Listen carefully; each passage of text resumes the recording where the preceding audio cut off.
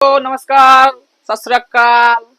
कैसे हैं आप सभी। तो आज हम लोग संस्कृत का तीसरा चैप्टर अलस कथा, उसका हम लोग जो है आज लघु उत्तरीय प्रश्न करेंगे एक एक करके। ठीक है, तो ध्यान दीजिए क्वेश्चन क्या है। एक नंबर सवाल है, अलस कथा से क्या शिक्षा मिलती है। अलस कथा से क्या शिक्षा मिलती है, तो दीजिए आंसर। देखिए ध्यान से, देखिए अथवा अब देखिए उसमें एक सवाल ऐसा आया हो रहेगा, अलस कथा पाठ के लेखक कौन है तथा उस कथा से क्या शिक्षा मिलती है। अब देखिए, मैथिली कवि विद्यापति रचित अलस कथा, मैथिली कवि विद्यापति रचित अलस कथा में आलसियों के माध्यम से शिक्षा दी गई है। आलसियों के माध्यम से शिक्षा दी गई है कि उनका भरण पोषण करुणाशीलों अर्थात दयावानों के बिना संभव नहीं है। आलसी काम नहीं करते, ऐसी स्थिति में कोई दयावान ही उनकी व्यवस्था कर सकता है। इस प्रकार आत्मनिर्भर न होकर वे दूसरों पर निर्भर हो जाते हैं। आलस एक शत्रु है, उसे त्याग देना चाहिए। आलस क्या है, एक शत्रु है, उसे त्याग देना चाहिए।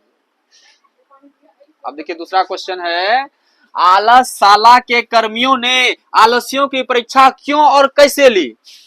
आलसशाला के कर्मियों ने आलसशाला जो था, घर जो था, वहां जो था, जो कर्मी सब था, काम करने वाला आदमी था, वो आलसियों का कैसे परीक्षा लिया, समझे। ध्यान दीजिए, या उसमें सवाल देखिए क्या, आलस कथा में आलसशाला में आग क्यों लगाई गई। आलसशाला में आग क्यों लगाई गई। अब ध्यान दीजिए, आलसशाला में बहुत सारे बनावटी आलस ग्रहण कर, बनावटी आलस को ग्रहण कर अन्न और वस्त्र प्राप्त करने लगे। अन्न और वस्त्र प्राप्त करने लगे बनावटी सब आदमी सब, धूर्त सब आदमी सब, जिससे आलसशाला का खर्च बढ़ गया। जिससे आलसशाला का खर्चा क्या हो गया, बढ़ गया। अधिक खर्च को देखकर वहां के कर्मियों ने आलसियों की परीक्षा ली। अधिक खर्च को देखकर वहां के कर्मियों ने क्या किया, आलसियों सबका परीक्षा लिया। अच्छा, कैसे लिया था, आग लगा कर लिया था। ध्यान दीजिए, आलसशाला के कर्मियों ने आलसियों को आग कैसे और क्यों निकाला। आलसशाला के कर्मियों ने आलसियों को आलसशाला से कैसे और क्यों निकाला। ध्यान दीजिए, तो आलसशाला में बनावटी आलस ग्रहण कर लोग अन्न और वस्त्र ग्रहण करने लगे, तब वहां के कर्मियों ने आलसशाला में आग लगा दिया। वहां के कर्मियों ने आलसशाला में क्या किया, आग लगा दिया। वहां लगे आग को देखकर कृत्रिम आलसी भागे। कृत्रिम आलसी भागे मतलब जो बनावटी आलसी था वो आग देखकर क्या किया, वहां से भाग गया।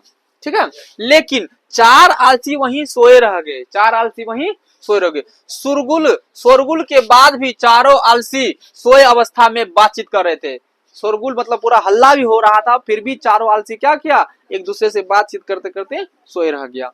ठीक है, बातचीत कर रहे थे। वहां के कर्मियों ने सोचा कि अगर इन्हें नहीं निकाला जाए तो ये जल जाएंगे। वहां के अब कर्मियों ने सोचा कि अगर इस आलसी को नहीं निकालोगे तो जल के मर जाएगा इसको। ठीक है, इसलिए आलसशाला के कर्मियों ने चारों आलसियों को उनके बाल पकड़कर बाहर निकाला। चारों आलसियों को उसने क्या किया, बाल पकड़कर घर से बाहर निकाल दिया। अब ध्यान दीजिए, आलसशाला में आग लगने पर क्या हुआ। आलसशाला में आग लगने पर क्या हुआ, अब ध्यान दीजिए। आलसशाला में आग लगने पर सभी धूर्त आलसी तथा कृत्रिम आलस वाले भाग गए। आलसशाला में जैसे ही आग लगा तो जितना भी वहां धूर्त आलसी था, धूर्त लोग था, वो सब क्या हुए, वहां से फरार हो गए। और आलस भी कुछ आलस लोग भी क्या था, वहां से भाग गए। लेकिन चार आलसी सोए हुए रह गए और आपस में बातें कर रहे थे। फैली आग को देखकर नियोगी पुरुष को दया आ गया। उन लोगों ने सोचा कि अगर इन्हें नहीं निकाला जाए तो वो जल जाएंगे। तब उन लोगों ने चारों आलसियों के बाल पकड़कर खींचते हुए बाहर निकाल दिया। ठीक है, अब देखिए अगला क्वेश्चन है 5 नंबर, मिथिला राज्य का मंत्री कौन था। मिथिला राज्य का मंत्री कौन था, उन्होंने कृत्रिम आलसी की परीक्षा कैसे ली तथा अग्नि लग्न घर देखकर कितने आलसी बच गए। तो कितना आलसी बचा था, 4। ठीक है, अब देखिए मिथिला का मंत्री वीरेश्वर था। मिथिला का मंत्री कौन था, वीरेश्वर था। उन्होंने घर में आग लगाकर कृत्रिम आलसी की परीक्षा ली। उन्होंने घर में आग लगाकर कृत्रिम आलसी की परीक्षा ली।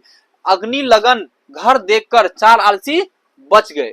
अग्नि लग्न मतलब आग लगा हुआ घर को देखकर क्या हुआ, 4 आलसी वहीं का वहीं रह गया, हिला डोला भी नहीं। ठीक है, अब ध्यान दीजिए 6ठा नंबर सवाल देखिए। विद्यापति कौन थे, उन्होंने किस ग्रंथ की रचना की, पठित पाठ के आधार पर लिखें। जो भी पाठ पढ़े उसमें विद्यापति कौन था और उसने क्या क्या रचना किया है, किस ग्रंथ का रचना किया, वो चीज लिखते हैं। चलिए सवाल है, आंसर है कि विद्यापति एक महान मैथिली कवि, एक लेखक था एवं महान मैथिली कवि एवं लेखक था। उन्होंने पुरुष परीक्षा नामक ग्रंथ की रचना की। संस्कृत भाषा में लिखित पुरुष परीक्षा में कथा रूप में अनेक मानवीय गुणों के महत्व का वर्णन है तथा दोष के निराकरण के लिए शिक्षा दी गई है।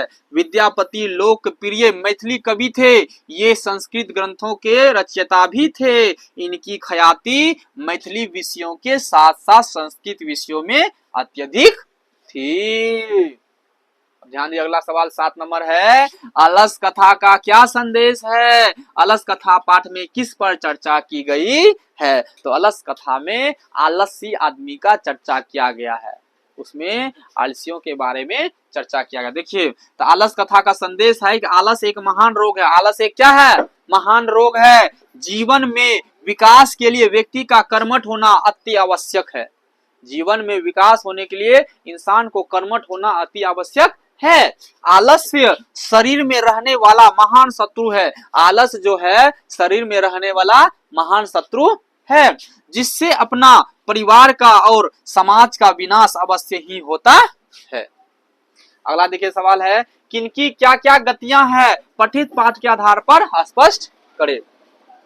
तो गति को विद्यापति रचित पाठ अलस कथा में व्याख्या किया गया है। स्त्री पुरुष एवं बच्चों की गतियां अलग अलग है। स्त्रियों की गति पति है, बच्चों की गति माँ है तथा आलसियों की गति करुणिकता मतलब दयालुता है। अर्थात स्त्रियों की जीवन भंगिमा उसके पति पर निर्भर करती है, बच्चों की जीवन वृत्ति उनकी माँ ही होती है, लेकिन आलसियों की जीवन वृत्ति दयालु पर ही निर्भर होती है। अगर दयालु आदमी नहीं रहेगा तो आलसी का वहां परवार है। आलस कथा पाठ का 5 वाक्यों में परिचय दे। आलस कथा पाठ का 5 वाक्यों में परिचय दे। बोलता है यह पाठ विद्यापति द्वारा रचित पुरुष परीक्षा नामक कथा ग्रंथ से संकलित एक उपदेशात्मक लघु कथा है। विद्यापति ने मैथिली, अवहट्ट तथा संस्कृत तीनों भाषाओं में ग्रंथ रचना की थी। पुरुष परीक्षा में धर्म, अर्थ, काम इत्यादि विषयों से संबंध अनेक मनोरंजक कथाएं दी गई है। आलस कथा में आलस्य के निवारण की प्रेरणा दी गई है। इस पाठ से संसार की विचित्र गतिविधि का भी परिचय मिलता है। अब 10 नंबर देखिए ध्यान से, बोलता आलसशाला के कर्मचारियों ने आलसियों की परीक्षा क्यों और कैसे ली। रिपीट सवाल है, देखिए आलसशाला में आलसियों की सुख सुविधाओं को देखकर काम आलसी एवं कृत्रिम आलसियों की भीड़ जुटी थी। बड़े बड़े तोंद वाले लोग भी बनावटी आलस्य ग्रहण कर भोजन और वस्त्र ग्रहण करने लगे, जिससे आलसशाला का खर्च बेवजह बढ़ गया था। अतः आलसशाला के व्यर्थ खर्चे को रोकने तथा सही आलसियों की पहचान के लिए आलसशाला में आग लगा दी गई, जिससे नकली आलसी भाग खड़े हुए। तो आज 10 नंबर तक क्वेश्चन लोग पढ़ लिए हैं। अगला हम लोग 11 से नेक्स्ट क्लास में पढ़ेंगे। ठीक है, चलिए जय हिंद, जय भारत।